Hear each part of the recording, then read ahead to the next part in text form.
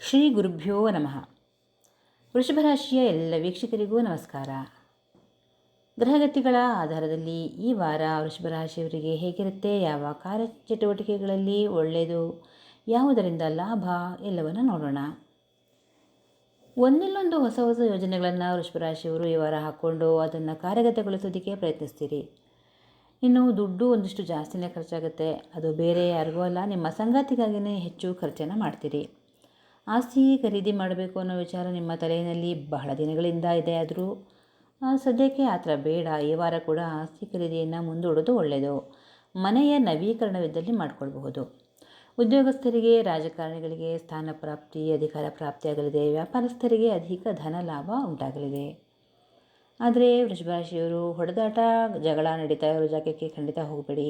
ಹೋದರೂ ಕೂಡ ನೀವು ಅವರ ವಿಚಾರದಲ್ಲಿ ಮೂಗು ತೂರಿಸ್ಬೇಡಿ. ಹಾಗೆಯೇ ನೀವು ಯಾರೊಂದಿಗೂ ಜಗಳಕ್ಕೆ ಹೋಗೋದು ಬೇಡ.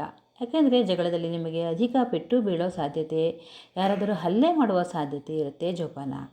ಇನ್ನು ಸ್ನೇಹಿತರು ನಿಮ್ಮ ಅನಿಸಿಕೆ, ಅಭಿಪ್ರಾಯಗಳಿಗೆ, ನಿಮ್ಮ ಕೆಲಸಗಳಿಗೆ ಜೊತೆಗೂಡುವ ಕಾರಣ ನಿಮ್ಮ ಶಕ್ತಿ ಮತ್ತಷ್ಟು ಹೆಚ್ಚಲಿದೆ. ಸಂಕಷ್ಟಗಳು ಎದುರಾದಲ್ಲಿ ದಕ್ಷಿಣಾಮೂರ್ತಿ ಸ್ತೋತ್ರವನ್ನು ಪಠಿಸಿ. ಶುಭವಾಗಲಿ.